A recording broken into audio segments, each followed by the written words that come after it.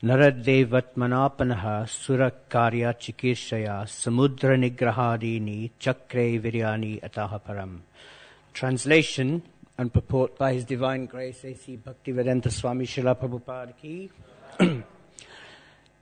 In the 18th incarnation, the Lord appeared as King Rama. In order to perform some pleasing work for the demigods, he exhibited superhuman powers by controlling the Indian Ocean and then killing the atheist king Ravana, who was on the other side of the sea. Purport by His Divine Grace, Srila Prabhupada. The personality of Godhead, Sri Rama, assumed the form of a human being and appeared on the earth for the purpose of doing some pleasing work for the demigods, or the administrative personalities, to maintain the order of the universe. Sometimes great demons and atheists like Ravana and Hiranyakashipu and many others become famous due to advancing material civilization by the help of material science and other activities, with the spirit of challenging the established order of the Lord. For example, the attempt to fly to other planets by material means is a challenge to the established order. The conditions of each and every planet are different, and different classes of human beings are accommodated there for particular purposes mentioned in the codes of the Lord. But, puffed up by tiny success in material advancement, sometimes the godless materialists challenge the existence of God. Ravana was one of them, and he wanted to deport ordinary men to the planet of Indra, heaven, by material means without consideration of the necessary qualifications. He wanted a staircase to be built up directly reaching the heavenly planet, so that people might not be required to undergo the routine of pious work necessary to enter that planet. He also wanted to perform other acts against the established rule of the Lord. He even challenged the authority of Sri Rama, the personality of Godhead, and kidnapped his wife Sita. Of course, Lord Ram came to chastise this atheist, answering the prayer and desire of the demigods. He therefore took up the challenge of Ravana, and the complete activity is the subject matter of the Ramayana. Because Lord Ramachandra was the personality of Godhead, he exhibited superhuman activities which no human being, including the materially advanced Ravana, could perform. Lord Ramachandra prepared a royal road on the Indian Ocean with stones that floated on the water. The modern scientists have done research in the area of weightlessness, but it is not possible to bring in weightlessness anywhere and everywhere. But because weightlessness is the creation of the Lord by which he can make the gigantic planets fly and float in the air, he made the stones, even within this earth, to be weightless, and prepared a stone bridge on the sea without any supporting pillar. That is the display of the power of God. Om Jnana Timirandasya Jnananjana Shalakaya Chakshurum Militam Yena Tasmai Shri Guruve Namaha Shri Chaitanya Manobishtam Stapitam Yena Bhutale Svayam Rupa Kadamayam Dadati Svapadantikam Vandeham Shri Guru Shri Yutapadakamalam Shri Gurum Vaishnavamscha Shri Rupam Sagrajatam Sahagana Raghunatam Vitam Tam Sajivan Sadvaitam Savadutam Parijana Sahitam Krishna Chaitanya Devam Shri Radha Krishna Padan Sahagana Lalita Shri Vishakam Vitamscha Hey Krishna Karuna Sindhu Dina Bandhu Jagatpate Gopesha Gopika Kanta Radha Kanta Namostute Tapta Kanchana Gaurangi Radhe Vrindavaneshwari Vrishabhanu Sute Devi Pranamami Hari Priye Namo Om Vishnupadaya Krishna Preshtaya Bhutale Srimate Bhaktivedanta Swami Niti Namine Namaste Saraswati Devi Gauravani Pracharine Nirvishesha Shunyavadi Paschata Deshatarine Vancha Kalpatarupyascha Kripa Sindhu Pyevacha Patitanam Pavanebhyo Vaishnavebhyo Namo Namaha Jai Shri Krishna Chaitanya Prabhu Nityananda Shri Advaita Gadadhara Shivasari Gaura Bhakta Vrinda Hare Krishna, Krishna Krishna, Hare Hare, Hare Rama, Rama Rama, Hare. So, welcome to this morning's Bhagavatam class, and thank you for giving me the opportunity to speak. I am sitting here with a mixture of nervous trepidation and excitement and sweating buckets, so please be gentle with me today. Okay, so chapter 3 of the first canto is entitled, Krishna is the source of all incarnations. During last Friday's Bhagavatam class, we heard from His Grace Kartik Chandra Prabhu all about the 17th incarnation, Sri Vasudev, Krishna's literary incarnation, who divided the Vedas into several branches and who left us with the Srimad Bhagavatam. We also learned on Friday that Srila Vasudev was known as Trikala Gyan, meaning that he could see the past, the present, and the future, which is how we are able to read about the wonderful pastimes of the Lord today, and of course, the next incarnation that is to come. In addition to that, of course, we were left with the books that Srila Prabhupada left us with and his wonderful purport. He made the literature accessible to us in many languages all around the world in order that we can carry out the work of Sri Chaitanya Mahaprabhu and to distribute this knowledge together with the holy names in every town and every village. And that work, of course, continues today, and I'm very glad to be a part of it.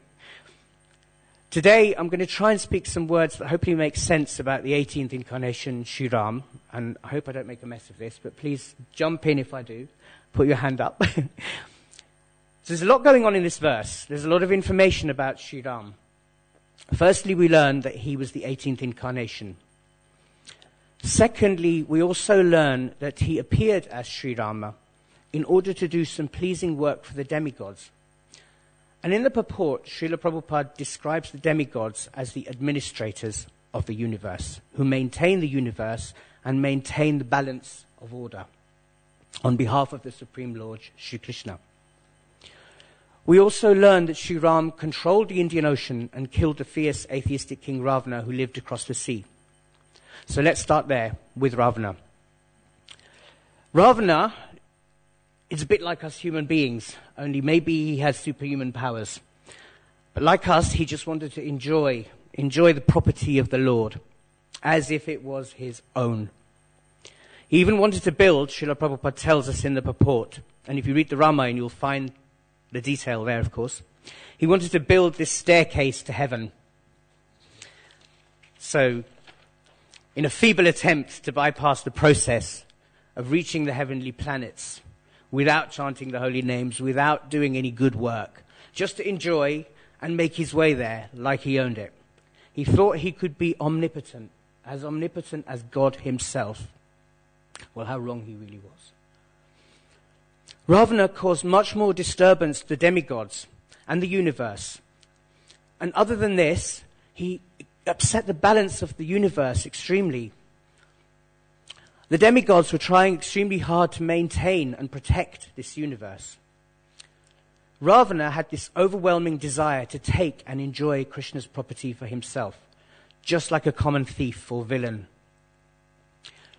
He was extremely ambitious and he was extremely proud, thinking he could just simply enjoy the resources which the Lord has provided for the benefit of all mankind entirely just for himself. It's mine. Little did he know, of course, that this greed and this pride of his and his selfish aims would eventually lead to his downfall. And that downfall would happen through the pastimes of Krishna appearing as the 18th incarnation, Lord Sri Ram. In fact, the demigods were at such a loss as to how to deal with Ravana that the Lord himself decided, okay, it's time for me to do something and act and help out my associates, the people, the demigods who are supporting me by carrying out the work that I have set them to do in maintaining this universe. And in appearing as Sri Ram, he carried out some pastimes which would leave us all with some life lessons, which are clearly written in the Ramayana. You know, the universal law of physics, Newton's law, shows us that for every action there is an equal and opposite reaction. We, of course, have been taught that this is simply just the law of karma, which the Lord had already established. It took so long for scientists to catch up, no? I'll come back to this point about science taking so long to catch up in a bit. So one of the Lord's pastimes as Sri Ram was to marry Sitaji. Ravana decided that since he was having everything else, he would also have Sitaji, with a view to enjoying her, all for himself. But one cannot do this. Sitaji is Lakshmi. You cannot enjoy the Lord's property for yourself. We cannot do it, and Ravana could not do it, hard as though he tried. And of course, that would be the straw that broke the camel's back at the end of the day. In the verse, we hear that Sri Ram displayed superhuman powers by controlling the Indian Ocean. As we know from the Ramayana, this was that he built a bridge entirely made of floating stones. And for any cynics out there, at least some of this floating stone bridge still exists. And there is a documentary about this, which I don't know if any of you have seen, but it went around recently on YouTube. But if you haven't seen it, I can send it to you. Just think, if we want to build a bridge today, we have to have so many different contractors, so many different architects, so many different builders and laborers. The Supreme Lord could do it like that. Not only that, he could make the stones float in the water. Now, how amazing is that? Ravana thought he would get away with kidnapping Sitaji for himself, but he was wrong. The Lord had a plan. You know, scientists are baffled by the weightlessness of the bridge, just as they are about why and how the planets float in the air in perfect alignment. Today, scientists confirm that the planets are held together in perfect alignment by way of a mathematical equation. At least as far as our tiny little minds can comprehend, science also tells us that one tiny point or fraction of that alignment, if it's out by one tiny fraction, the whole thing could have disastrous consequences for us all. In other words, the Lord can just say, and one planet can move slightly out by a millimeter, and we are finished. So what could he do to Ravana? Just think about that. We are not capable of these wonders, and nor was Ravana, but he thought otherwise. Look, my point here is that we all know the pastimes of Sri Ram. Ravana thought he could do what he wanted, how he wanted, with whom he wanted, and enjoy whatever he wanted, without the consent or approval of the Lord. He thought he could take over this universe, and he even tried to do so by every means possible, simply because he had a tiny little bit of fame, as Srila Prabhupada mentions in the purport. And he was wrong. Ravana, Everything is possible for the Supreme Lord. Everything and anything. He is the supreme controller, benefactor, and more importantly, he is our kind Father. And he will look after his family of man, and beasts and birds alike. You know, in the Bible, I used to be a Christian minister in case anybody has an interest, but in the Bible, Jesus said to the people who were hungry and listening to him, why do you worry about where your food will come from and where your clothes will come from? Just look outside in the fields. Look how the flowers dress themselves. And look how the birds and bees are fed. They have faith. They don't have to worry. If you have as much faith, everything becomes possible. You will be fed. I will feed you. Your Father in heaven will feed you, just as Krishna feeds us. The Lord can make planets float in the sky, stones float in the water. He can provide us with food, water, shelter, but most importantly, he can provide us with love. Krishna loves us as his children, and that is why we constantly chant the holy names, no? Is that why? Yes? We're crying out his name so that we may try never to forget. But without the assistance and aid of our spiritual teachers and masters, we would not know this. Krishna empowered them to pass this information to us. Personalities like Ravana did not want to understand that. They just wanted to enjoy without remembering Krishna, without crying out to our Father. And just like a father hearing his children, the Lord heard the problems and cries of the demigods doing his work in the maintenance of the universe.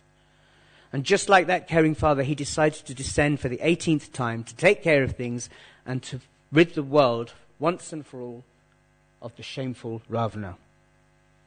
Krishna confirms in the Bhagavad Gita 4.7, it's a famous verse.